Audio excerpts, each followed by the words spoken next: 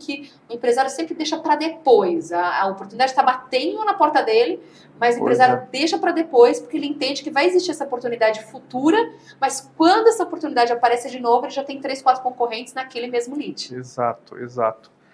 A propaganda é a alma do negócio, né? Se você não investir nessas questões, você vai atingir seus objetivos na persistência, na tentativa, no esforço, porém não da maneira que você queria, não no prazo que você queria, né? Acho que você, inicialmente, já ter uma equipe preparada e qualificada para conseguir fazer com que o seu produto chegue da melhor maneira possível, isso aqui é essencial. A certificação Halal, ela vai te habilitar, é como se fosse um visto, né? Você tem um passaporte, é um visto que te habilita a entrar nesses mercados. Mas a certificação Halal não vai vender por você. Ela vai dar essa permissão de que você entre. Mas você precisa de alguém que te leve, você precisa de alguém que faça esses contatos, esse networking, né? A gente está falando do açaí, né, agora há pouco, e chegou um tempo que tinha várias empresas de açaí já nos Emirados Árabes, por exemplo. Começou a aparecer várias ideias de inovação, né? Você falou do Payday e tal. O que acontece? Tem uma empresa que uniu o açaí, que é brasileiro, com a tâmara, que é algo muito forte no mercado árabe, e fez essa junção, açaí com tâmaras. Você tem ideia do quanto isso fez uma revolução? Né? Que tem chamada de atenção. Então, você pegou as duas coisas, tâmara, que é algo, é o café, arroz com feijão deles, né, do mercado daquela região, e o açaí, que só no Brasil existe, fez essa junção, fez um produto maravilhoso. Você pega uma outra empresa que investiu em fazer energético, sabor açaí. Tanto que hoje todo mundo tem, mas lá atrás, no começo, foi uma empresa que começou porque ele queria alguma inovação. Vou utilizar esse açaí em alguma outra coisa que não tem ainda. E assim por diante. Foi feita inovação. E lógico, essas ideias, que quando acontece, ele tem uma equipe atrás, né? Então, por exemplo, uma pessoa, você tem uma equipe de marketing, uma equipe comercial, uma equipe que faça esse meio campo para você e te traz essas opções que você para as empresas, né? Eles acabam adquirindo essa ideia, comprando essa ideia para poder entrar no mercado. Então, são várias possibilidades de você entrar no mercado halal, né? Desde que você tenha realmente uma equipe preparada e qualificada. Volto a falar, o halal é essencial. Você não consegue entrar sem a certificação, mas não é tudo. Você precisa fazer com que alguém te faça entrar, alguém que faça essa abertura de mercado, né? Isso aqui é essencial. Se você não tiver, você vai demorar um tempo a mais para conseguir entrar nesse mercado, né? Então, o que você está propondo aqui para nós além de termos o passaporte para entrar no mercado, em potencial mercado muçulmano, que exige a certificação halal, através da certificadora, obter esse certificado, que é o passaporte para chegar até lá. Tem que ter uma equipe boa comercial, exato, que entenda do que está funcionando naqueles mercados, exato, como não só isso, entenda como negociar com o árabe. Né? Conta um pouquinho para nós, falando do mercado árabe agora, né? Porque sim, não é só do mercado árabe ou não só está no mercado árabe os muçulmanos, né? Sim. Fala um pouquinho como que é negociar com o árabe, né? Eu tenho uma mãe, avós árabes, então o que eu sinto é que existe uma necessidade de um elo muito bem construído de intimidade, né? De proximidade, isso é fundamental. Como que é teu olhar para isso? Com certeza. Fernanda, antes de mais nada, a gente precisa conhecer a cultura desse mercado para você poder fazer negócios, você conseguir ser próspero naquilo que você faz, né? Quando a gente fala do mercado islâmico, a gente fala de várias culturas. Você tem o mercado árabe, você tem o mercado indiano, o paquistanense, o africano. Todos esses são muçulmanos, porém são culturas diferentes. Inclusive, até mesmo o mercado árabe, né? Eu sou descendente de libaneses, né? Do Líbano para Dubai, os costumes mudam. Não são os mesmos costumes, é outro país, falam o mesmo idioma, igual a gente fala o costume do Brasil e o costume de Moçambique. São países que falam o mesmo idioma, talvez a mesma religião, se você for pegar alguém da mesma religião lá, só que os costumes são diferentes, porque é outro país. É a mesma coisa que a gente fala do mercado árabe, né? Porém, quando a gente fala do mercado do Oriente Médio, mais focado no Golfo Árabe em si, tem algumas questões-chave que fazem muita diferença. Eu mencionei agora há pouco sobre a embalagem, mas tem outras questões. Por exemplo, você precisa saber que lá naquele mercado, sexta-feira é feriado. É um dia Feriado não, é um dia off, né? Nós temos aqui sábado, domingo, final de semana, e lá não. Os Emirados Árabes, né, teve uma mudança recentemente, alguns estados, eles folgam sexta, outros trabalham, mas você vai ver a Arábia Saudita, o Kuwait, o Catar, esses países continuam ainda, sexta-feira e sábado é um dia de descanso, e domingo é o primeiro dia útil da semana. Então, primeiro ponto, são coisas simples, né?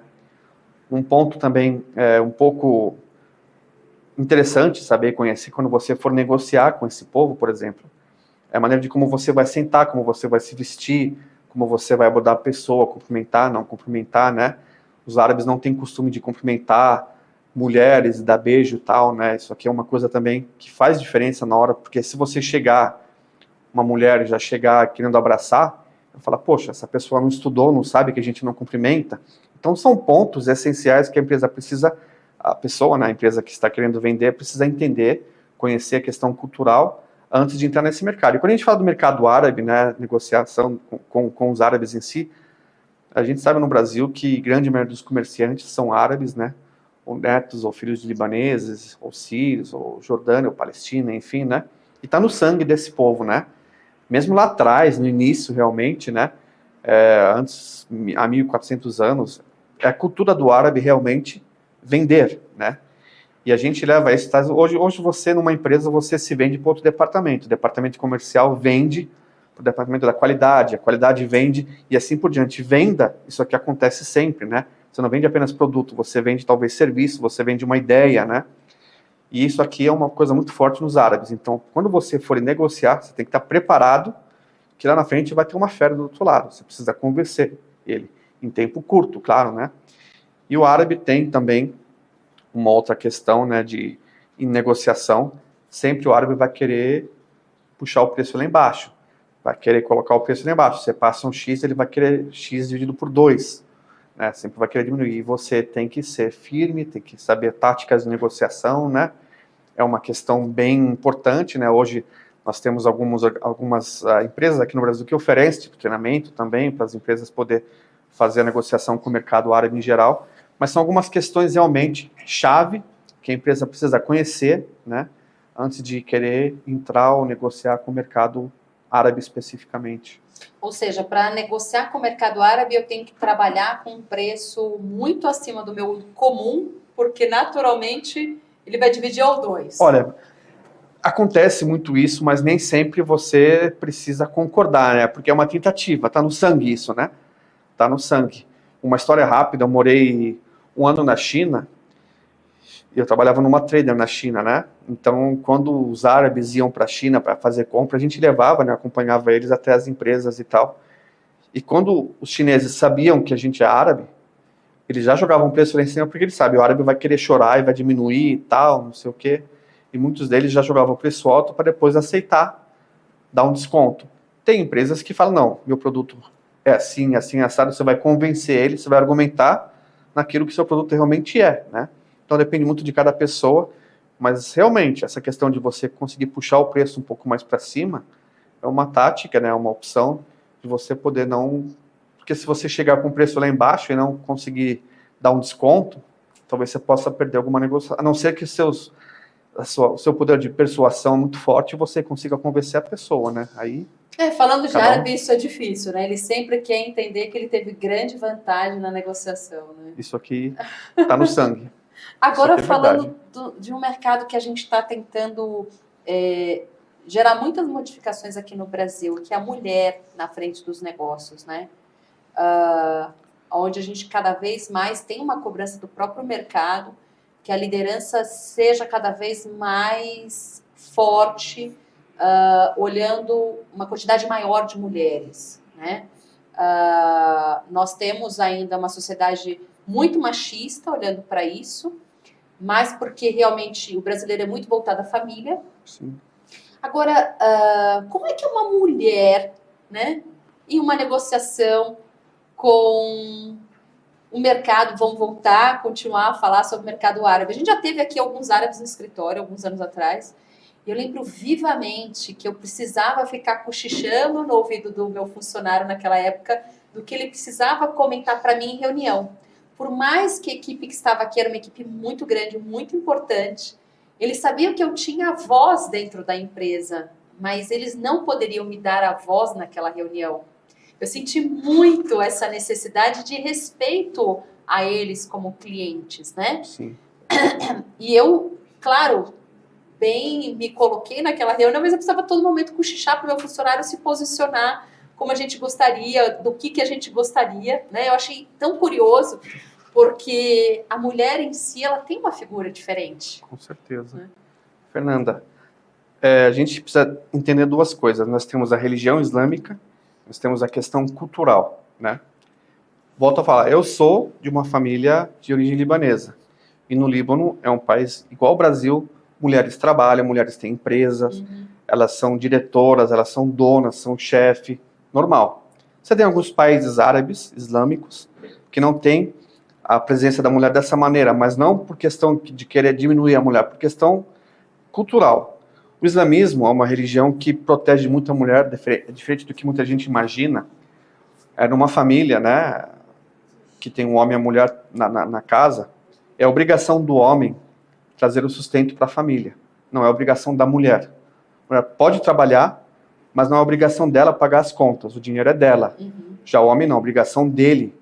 Se a mulher fala, olha, eu não quero trabalhar, você trabalha, paga as contas e sobra dinheiro ainda, não quero trabalhar, é a opção dela não querer trabalhar. O homem não pode obrigar ela. Isso aqui numa família muçulmana, eu digo. A mulher trabalha, o homem chegaram num acordo dela trabalhar, tal, tudo bem, ela pode trabalhar, e ela pode ajudar, se quiser, se não quiser, não precisa ajudar. É a função do homem. E o homem, ao mesmo tempo, a função do homem é ajudar a mulher nas tarefas de casa. Eu não vou falar que o homem vai chegar em casa, vai fazer uma faxina, vai lavar o banheiro, tal, porque isso aqui é difícil, né? Acredito que, não sei se tem alguém que chega em casa do trabalho, algum homem, e começa a fazer isso, mas a função dele é ajudar sim, né? Ele pode ajudar no que for, organizar com os filhos, fazer lição de casa, é obrigação do homem, assim como a mulher. Mas não é obrigação da mulher trabalhar e trazer o sustento. Então, esse aqui é um ponto referente à religião islâmica. A Arábia Saudita, que foi o berço do islamismo, eles têm um ponto de vista que, como a função da mulher não é obrigação dela trabalhar, né, eles acabaram levando isso, assim, vai passando gerações, eles entenderam como que se a mulher não trabalha, ou não precisa trabalhar, ou não aceitam que a mulher trabalhe, por questão, virou um hábito lá, né? Por não ser obrigação dela trabalhar, o meu avô trabalhava e a minha avó não trabalhava. Meu pai trabalhava e a minha mãe não trabalhava. No meu caso, eu vou trabalhar, não vou deixar que a minha esposa trabalhe, e vou querer que meu filho trabalhe e a minha nora não trabalhe. Então, vai passando geração por geração, e o que era tradição virou lei, virou uma regra. A gente sabe que quando uma coisa é repetida várias vezes, passa a ser uma regra, né? Isso aqui no mundo todo. No mundo árabe não é diferente. Então, tornou-se um hábito, um costume de que no mundo árabe, principalmente na Arábia Saudita, o homem trabalha e a mulher não trabalha. Então, tinha lá atrás aquele receio de que uma mulher, eu não posso falar com ela, porque a mulher não poderia trabalhar e tal, mas isso é questão cultural, não tem a ver com a religião em si. Hoje, tudo isso mudou. A gente sabe que a Arábia Saudita começou a se abrir aos poucos, né? Antigamente, a mulher não poderia andar sem o véu, hoje já permite, a mulher já pode andar na Arábia Saudita sem o véu. Antigamente, a mulher não poderia dirigir sozinha, né? Hoje já pode dirigir sozinha, sem marido ou sem ninguém. Porque quando a gente fala dirigir sozinha, não quer dizer que não pode dirigir sem o homem. Saiu minha esposa com a irmã dela, com os meus filhos, tudo bem, porque ela não podia sair sozinha. Isso aqui há 20, 30 anos atrás, isso mudou. Isso aqui, tudo que nem que eu falei, são questões culturais e não questão da religião. Só que aos poucos isso passou a mudar. Mas em mesa de negociação, como que é essa estrutura? Você fala de uma mulher negociar com eles? Não, hoje mudou. Hoje mudou. Quando que foi essa reunião que você teve aqui? Você tem ideia? Vai fazer uns 6 anos. Mudou um pouco. Um pouco não, mudou bastante, né? Principalmente na Arábia Saudita. Nos Emirados Árabes já mudou, né? Se você for nítido, você vai ver mulheres e tal. Mas na Arábia Saudita, que era um país mais conservador, isso mudou. Tem o respeito, tem educação, né? Lógico, tudo tem seu limite, que nem que eu falei de você chegar e querer abraçar e beijar, você não vai fazer, porque é questão da religião realmente, né? Mas de você poder negociar, conversar, sentar numa mesa de reunião, lógico, você vai ter um vestimento adequado, você não vai chegar de uma mini saia com decote, que isso aqui nem muçulmano nem muçulmana talvez veria com bons olhos, né? Mas quando você vai negociar com um muçulmano, acho que Acho que esse cuidado aqui teria que aumentar, né, para você não ter nenhum problema, mas isso aqui é normal, acontece, só que, do mesmo jeito que eles têm aquele poder em cima, querendo negociar e baixar preço, com mulher vai ser alguma coisa talvez um pouco mais, como posso dizer? Você acha mais agressivo? Sim, exatamente, então teria que aumentar. Pelo nível de poder, de audácia, sim, exatamente. Pela figura masculina. Exatamente. Isso aqui é normal, acho que, sim, né, sim, em vários países do mundo, sim, não só lá, sim, né? Sim. Agora, tem um ponto muito interessante, entendo que nosso podcast está seguindo pontos assim muito importantes do que é a certificação, né? O porquê as indústrias não estão olhando tão atentamente a esse mercado, por que o empresário demora-se tanto para poder bater ali naquela porta que está latente de oportunidade, como bater nessa porta, né? Obtendo já esse passaporte, o que fazer, né? Como negociar numa mesa de reunião. Mas também me surgem muitas perguntas do quão diferente ou quão próximo é, né? Eu tendo origem também libanesa, do mercado halal versus kosher. Conta um pouquinho para nós, porque às vezes, provavelmente, né, deva ter muita indústria que fala, poxa, eu vou obter a certificação halal, mas eu já estou apta ao kosher. Não, são coisas muito distintas. É totalmente diferente. A única coisa que tem em comum entre as duas, ou parecida, né, não vou falar em comum, bem parecida, é a degola. Então, quando você fala o abate kosher para bovinos, é exatamente a mesma coisa do abate halal para bovinos, né? A diferença é que, por exemplo, para o kosher, tem que ser um rabino, ele traz a própria faca dele, essa faca não pode ter em contato com outro produto. Tem alguns rituais que eu não conheço tanto assim do kosher, né? Mas a prática em si é bem parecida, se não for idêntica, ao halal também.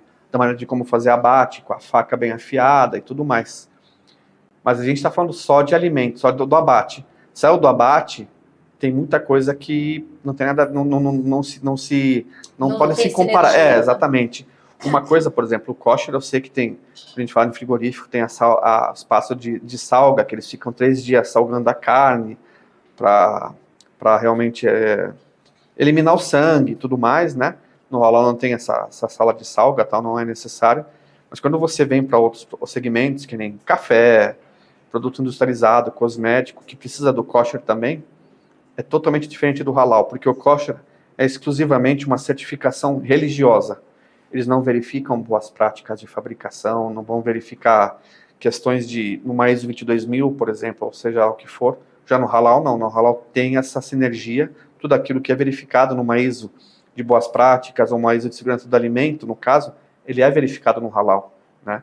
Então, o halal não deixa... Uma empresa que tem uma certificação halal, automaticamente ela atendeu todos os requisitos de boas práticas, de segurança do alimento, de uma ISO 9001, que é o sistema de gestão da qualidade. Já no kosher não se aplica essa ideia, né? Essa empresa certificada kosher quer dizer que ela atendeu os requisitos da religião judaica. Pronto. Então, em questão ao halal, eu estou atendendo uma exigência religiosa, mas também questão tratativa do modelo de produção, da qualidade, né, da contaminação possível cruzada, como fazer com que isso não aconteça, né? Já na questão do kosher, você tem mais um processo voltado para a religião mesmo. Exatamente. E tem algumas questões, por exemplo, o suíno também para o kosher é proibido. Não comem suíno, assim como a religião islâmica. Já o álcool é permitido desde que seja kosher. Então, tem vinho kosher, tem cerveja kosher, e assim por diante. Já na religião islâmica, o álcool é proibido. Então, não tem como, assim, você falar uma cerveja halal ou vinho halal. A única cerveja que pode ser halal certificada é uma bebida de cevada. O vinho que é halal é um suco de uva. Não é vinho, porque vinho, se você extrair o álcool, é suco de uva, né? A cerveja, se você tirar o álcool, é uma bebida de cevada, e assim por diante. Mas o produto em si, você não pode certificar. E o kosher já é diferente. O kosher certifica cerveja, certifica vinho, outros produtos, café, né? Qualquer tipo de alimento tem a certificação. Eu não quero entrar em mérito do kosher, porque eu desconheço realmente, mas eu sei que, por exemplo, uma faca que você cortou o queijo, você não pode misturar com leite. Ou se você tem uma colher que você mexeu o leite, não pode utilizar para queijo. Se você tem um prato, uma bacia que colocou leite, não pode entrar em contato com queijo. ou com a carne, desculpa, não falei no queijo, a carne. Então, assim, tem coisas que eu realmente eu desconheço, assim, da parte do kosher, né? Mas eu sei que carne e leite não pode misturar. Leite e seus derivados, então queijo, coalhada, tudo que vem do leite não pode misturar com a carne, né? Entende? Então, realmente, são questões religiosas da religião judaica, né? Mas é um certificado religioso, assim como o halal também é um certificado religioso. A diferença é que você não vai ver uma pessoa cristã procurando um produto kosher porque é de qualidade. Pode ser de qualidade, mas não é a certificação deles, né? Eles buscam apenas aquilo que é permitido para a religião judaica. Já o halal, não. O halal você vai ver que tem vários produtos que é certificado halal e tem não muçulmanos que consomem por ser um produto realmente de qualidade, né? Essa que é a diferença. E esse mercado também está crescendo bastante, né? De consumo de produtos halal de quem não é muçulmano. Estou certa disso? Bastante. Eu falei, né, um exemplo do Japão, mas nós temos vários outros países também, né? Inclusive, nós somos descendentes de libaneses, né? E o Líbano é um país que é 50% muçulmano e 50% cristão. Uhum. Então, até em açougues ou mercados que é frequentada por cristão, eles compram carne halal, porque a carne que vai lá é halal, porque já pode atender muçulmano e não muçulmano. Lógico, o suíno não tem como atender muçulmano, mas carne bovina e frango, toda carne bovina e frango nesse mercado é uma carne halal. Se você for ver o mercado europeu também, é a mesma coisa, né? Alemanha, Reino Unido, Inglaterra, Bélgica. Eu vi uma vez uns números que mostram a população muçulmana na Europa em 2050. Você sabia que a Suécia vai ter 35% da sua população muçulmana? Uau. Em 2050, né? Esse número vai crescendo. E dizem que esse número cresce por quê? Vários fatores, mas muita gente na Europa está se convertendo ao islamismo, né? Tem pessoas que vêm, refugiados de guerra e tal, tudo mais, mas tem muitas pessoas local mesmo da Europa que convertem ao islamismo, que conhece o islamismo, acaba convertendo, se identificando e tal, tudo mais, influenciado né? pelo modelo, pela Exatamente, cultura, né? Exatamente. Agora, uma curiosidade, se você quiser, você responde. Por favor. Como é que você lida com o Brasil, que não tem tantas opções aqui de produtos halal, porque tudo aquilo que a gente produz halal a gente exporta. Exato. Como é que você convive numa churrascaria, num convívio habitual? Como que é o teu dia a dia? Olha, graças a Deus que eu moro em São Paulo, e aqui a gente tem acesso a alguns alimentos que é halal, né? Que nem tem uma churrascaria, eu sou de São Bernardo do Campo, na ABC Paulista, tem uma churrascaria que traz carne halal, tem um mercado, porque nós temos uma população muçulmana grande, nós temos lá no ABC Paulista cerca de 400 famílias muçulmanas. Se cada família for ter 3 pessoas no mínimo, já são 1.200. Então, é um número, assim, na região, um número alto, né? Eu digo se for ter 3 pessoas no mínimo, mas tem famílias que tem 5, 6, né? Então, no mínimo, nós temos no ABC Paulista cerca de 1.200 pessoas muçulmanas, né? E tem alguns supermercados que compram carne halal, que compram alimento halal, doces e tal, e tudo mais. O que a gente não acha, eu, por trabalhar numa certificadora, eu consigo contato, a Fernanda tem uma fábrica de um alimento específico, eu pergunto, olha, onde que vocês vendem o produto? Onde eu posso achar? Mas o problema é quem não tem acesso a essas empresas ou quem mora em outro estado. Eu recebo inúmeras pessoas, né, que moram em Pato Branco, no interior de Minas, no interior do Paraná, Rio Grande do Sul, que busca produto halal e não acha.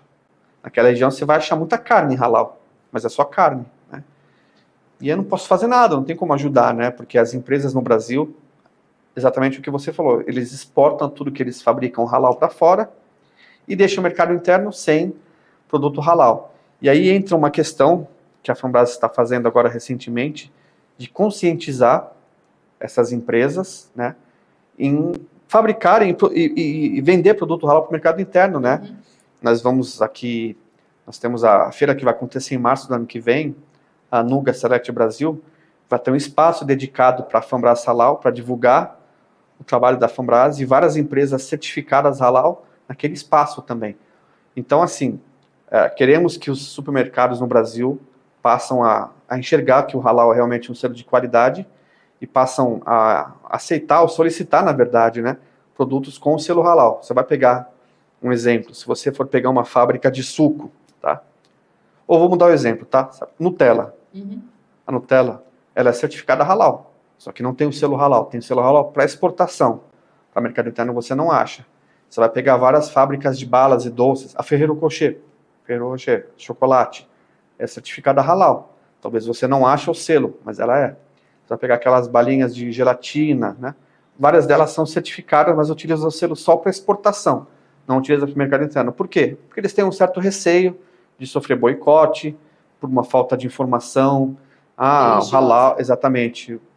Halal é dos muçulmanos que apoia o terrorismo e começar a... E o pessoal boicotar, então eles têm esse receio. Então a função da FAMBRAS hoje é realmente divulgar o halal para o pessoal entender que realmente o que representa essa certificação, quais os benefícios do selo halal, e ao mesmo tempo, caso alguém tenha qualquer dúvida, né, que não seja voltado ao halal, mas ao islamismo em si, temos livros, vários materiais físicos, né, que possa divulgar realmente a cultura islâmica para poder apresentar, porque a gente consegue, infelizmente, muita gente tem acesso à informação incorreta, informações erradas hoje, e acaba meio que distorcendo toda a informação, né? Então, as pessoas precisam buscar um pouco a sabedoria. A sabedoria não vai até você, você que busca a sabedoria. Né? Não vai chegar a informação, você se chega. Hoje nós temos o telefone que você pode acessar o que quiser, né? Mas cabe às pessoas. Exatamente, você tem que buscar, né? Informação correta, porque informação incorreta também é muito fácil de achar também, né? Sim. E aí que entra a FAMBRAS, né? A FAMBRAS Halal e a FAMBRAS Org, né? Que é uma parte do grupo FAMBRAS também, que faz essa atividade de divulgar o halal, divulgar o Islã, para pessoas que buscam esse conhecimento, né? Legal, bacana, até porque é pouquíssimo conhecido, de fato, né? Sim. E o que vocês estão prevendo em relação aos eventos nacionais e internacionais? Vocês estão participando desses eventos hoje? Sim. A FAMBRAS participa de todos os eventos que tem a participação da Apex Brasil, da BPA ou da BIEC, né? E com a Câmara Árabe também. Então, qualquer evento que o Brasil participa, no Brasil ou no exterior, a FAMBRAS está participando. Então, nós temos agora uma feira nos Emirados Árabes, a GoFood. Temos uma feira de cosméticos na Arábia Saudita, em fevereiro. Nós vamos ter, que nem eu falei, a Anuga Select Brasil, que a primeira edição era a Anuga Anufood Brasil, né? Que faz parte da Anuga, da Alemanha. E esse ano mudou, né? Ano que vem vai ser a primeira Anufood Select no Brasil.